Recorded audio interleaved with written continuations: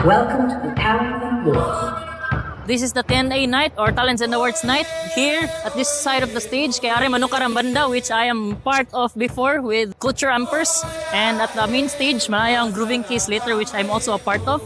Let's see how the night will go.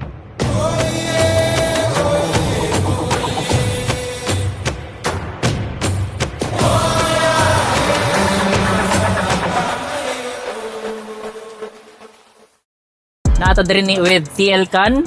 Niluto pa mo sa TL Khan, no? Ako maanad actually. Mag-brother, mag-good government, sila Paulo. But Yes. Remember betan do sa una under Paulo, so yeah. Kumusta man yung pagda sa imong mga members?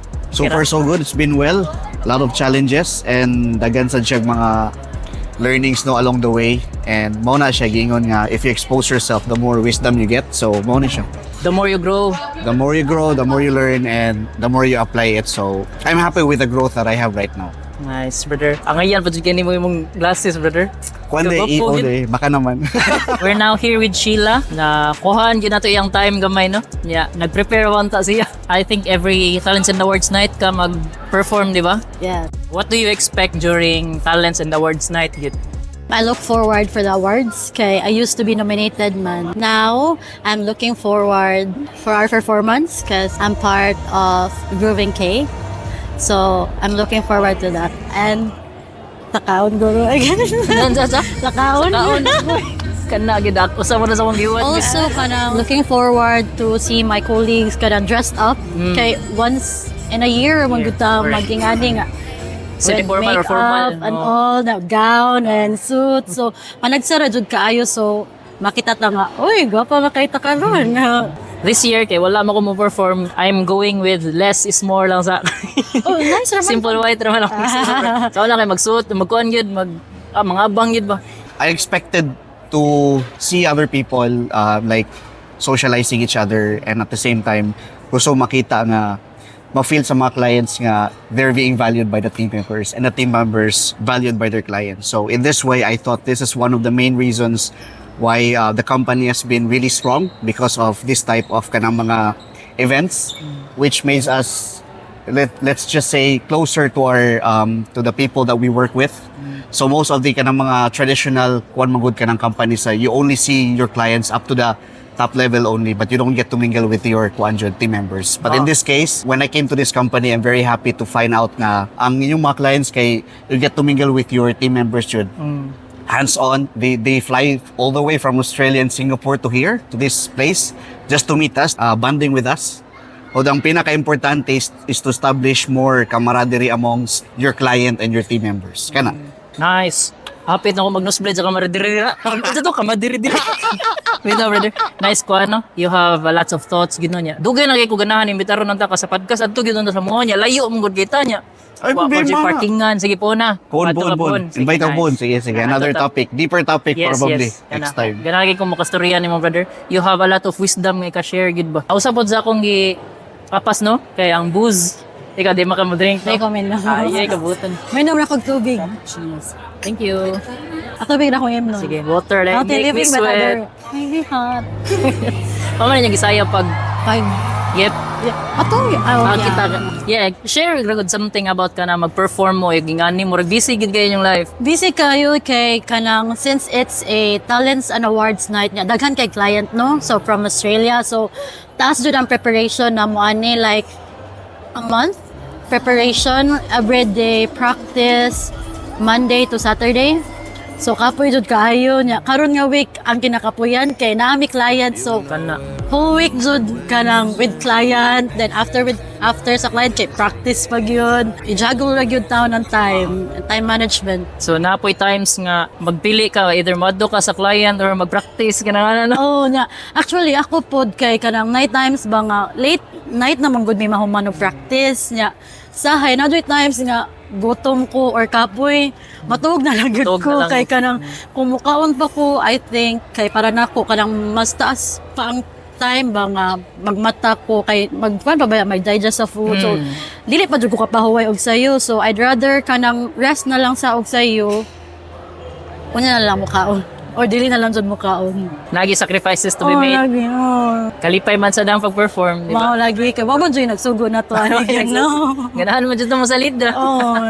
Ang commitment and the dedication. Yes. It's something I admire from you, good guy. Even sa katong first time din ka nakitaan nga na-practice mo with grooving case, kay ganahan man ta ko mapila to, but too busy niya. Nakitaan di ka. Nagsayaw ka kay mura bitaw with conviction gid ang imong pag-learn ba kay you have to learn ba kay dili ba ka always nagsayaw gid di ba. Yes. Samot na inani sa grooving ang ilang genre is Daghan. Challenge jud to nako na pag-una kay murag pag-abot na ko sa grouping kabaw ko nga kamao na jud ko mo sayaw but kanang di jud maayo ba. So pag-abot dapat di mas kamauhay. Pag-abot jud nako ba abi na ko nga 1 2 basic ra man ni diri. Pag-abot ako halo kalisod man di ay nya.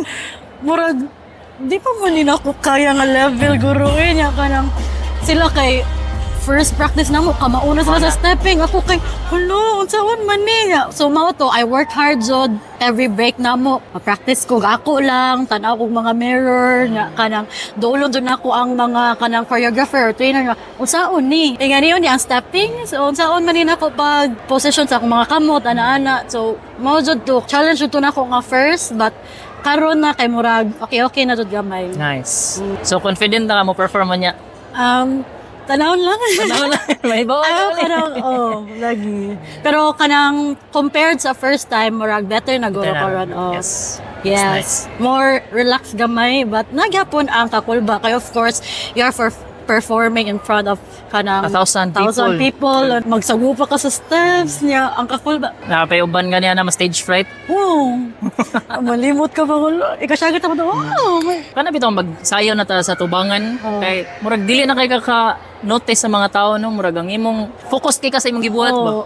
And also one thing kay ang stage na to, ang lights man good kay Suwaw. suwaw na to. So ka na sa stage o dili jud nimo maklaro ang mga tao. So murag walay mga tao but naa sila kay madunggan nimo ilang mga pakpak, ang ilang mga syagit but Napay mag-shi.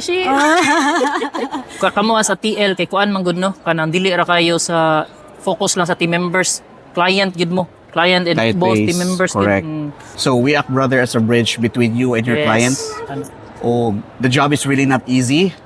When I started, kamo man sa kano kita nilang Sir Paulo nga kuan man jud ta. Kita lang sa nimo amrag chill man sa mga CSM but when I get into this kuan position it's really not easy.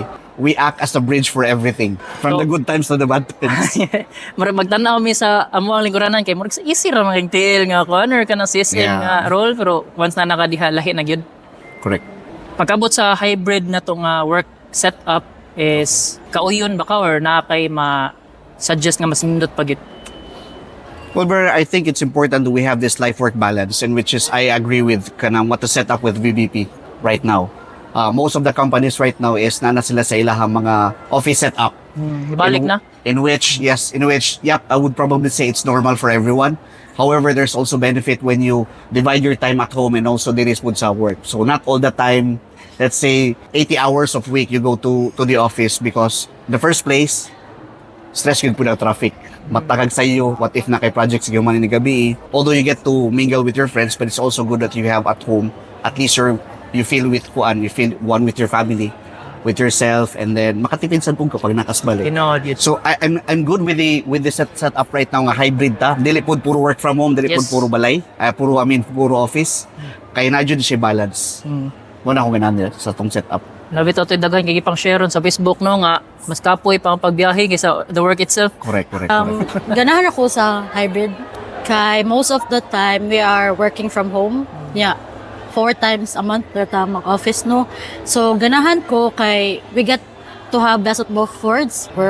Mag-work from home ta nato sa balay. Para nako ba kay basin ma-burn out lang pud ko kung naa na jud ko permi sa balay at least kanang makagawas-gawas ko. I get to mingle with my friends, my teammates, other people sad. I get to know other people nya kanang maka gawas-gawas sa jud ko.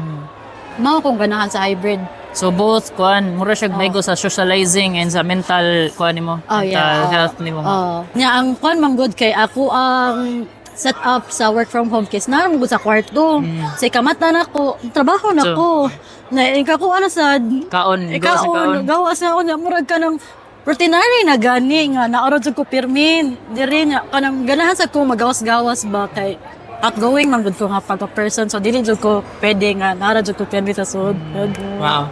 So ganahan sad ko mag story ang mga tao. So mao na ganahan ko hybrid ko. I've seen you grow starting from a single and struggling blogger, but right now you've grown well with your people, with your followers, with your channel. So tell me, brother, I know I've heard this too much, but I want to listen from your probably not a own perspective. What is the definition of success for you, brother? Kaninindot nga pangutana, no? Kuan, ang success para nako ultimately is when you see yourself waking up in kaugma nga malipayon ka regardless of what standing you're in. I agree. So, bisag nagkalisod ka, basig mata nimo ka, yes, I get to wake up another day and I have another fighting chance. The rest of the day is kanang challenge na nga dapat na kong atubangon ba dili kay kanang igmata nga ay kapuyay niya. Magunahon na pa naay mga bugat. Yes, naay mga bugat nga challenges but igmata nimo kay ug negative na lang pud puro mo noon mura kag lata Yes. malata gid ka ba. Oh. You don't feel fulfilled. Ana ba? Mura pugog mo salig gamay sa kanang fake it till you make it ba. Kaya aram gid na magsugod yun. Tanan nga unsa gid mo naon ba kay mao gid na mapadulngan nimo. Ikaw brother. I agree with your much of your statement, brother. Because it's been proven and tested over the ages. Proven and tested na gina siya, no? Fake it to make it, because if you just dream it, you also do it. If you can see what is in your mind, it can also be manifest. Yes. So I believe in manifestation, but I don't believe in just manifestation, but if you don't do anything, Yes, nothing actions. will happen. Action gina siya. Action and consistency, which is, I think that's one of the most important or fundamental aspect if you want to be successful. You don't just visualize it every day, but also kinahanglan need jud po nimo ma-feel nga naa ka within that situation. Yes. And trabaho na no matter what the odds. Murag In which- imagine nimo no nga naa na ka diha Exactly. para makaabot ka diha. Exactly. Mo na yung fake it till you make it, but you have to work hard for it. Yes. Mo na siya. Ang action gid murag mas importante no. Exactly. Kaysa sa i-manifest lang nimo, kay buhaton, wag yapoy pulos. Wag yapoy pulos. So, yeah, we've been in that situation, but yeah, even if look at you as a good example, you've been working hard from day one, and you gitun-an na nimo on your own. You had your small team, and then right now you go to a bigger channel. So I'm actually very proud of you, brother. Thank you brother. Talong koy puno gamay brother. Yes. Nakabasa po ko ato og kanang about vibration ba. Mura siya dol sa manifestation. Right. But ang vibration is unsa ibalik sa kalibutan nimo. Correct. Kanang og magunahon na kag nindot mo sa ibalik sa kalibutan nimo kay nindot man nimo gipangunahon na nindot man ang imong action. So the world is extremely giving. Pag unsa imong ihatag sa kalibutan, mao po na ihatag nimo sa I kalibutan, agree. ang kalibutan balik nimo. Yes, as what they've said, we're all energy. Yes. And whatever we are, we're all energy. And then whatever you give to the universe, it will take you back. You will receive back as well. So mo na siya. Mo na gitawag og karma. Na good karma man di ba? Good and bad karma, yes. But ato lang tas good karma kay kapoy kay ning bad vibes kay. We've had so much in our environment. Why not take this opportunity as an influencer, be a positivity, and then everything will fall into this place. So yeah. Mobito yun, I remember one of my mentor told me when I was in college. He said, even the most single quietest person, grabe that, single most quietest person. Mo gid yung statement. Even the most single most quietest. I don't know if it's not grammatically correct, but I'd like to reiterate it in his own words. Even in his most single, most quietest person can influence a lot. Mo gid yung gingon. Yes. Because even if how silent we are, if we vibrate well, people will naturally attract sa inyo. Yes. Mao na gingon. Tinod. Nice one, brother. Wala na 5 or 10 minutes nga mas valuable kayo ato. Salamat, brother. Salamat, brother. Nindot. Ganahan ko i-keep to as kanang short but impactful ba. So thank you kay brother. Thank you, brother. Nice. Thank you. Makapangitan na kasi mong team. Okay, bye.